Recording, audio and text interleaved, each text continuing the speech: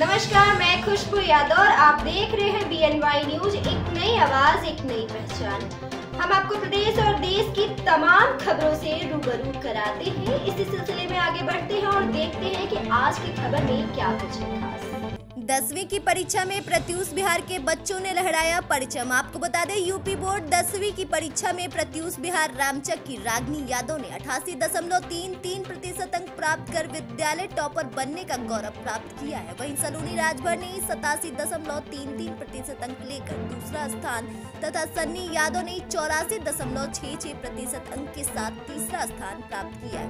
वहीं युवराज कुमार ने 84.16%, अंकित गौड़ ने 83.5%, आदित्य मदेशिया ने 82.66%, इशिका दिवाकर ने 82.16% तथा शुभम यादव ने 81.66% अंक प्राप्त कर विद्यालय परिवार का मान बढ़ाया। विद्यालय के प्रधानाचार्य राणा प्रताप सहित विद्यालय परिवार ने सभी सफल विद्यार्थियों को शुभाशीष देते हुए उज्जवल भविष्य की कामना की है। BNY न्यूज के लिए रुद्रपुर से प्रतीक सिंह की रिपोर्ट। ऐसी तमाम और खबरों से हम आपको रूबरू कराते रहेंगे। तब तक के लिए हमारे साथ बने रहिए और देखते रहिए BNY न्यूज।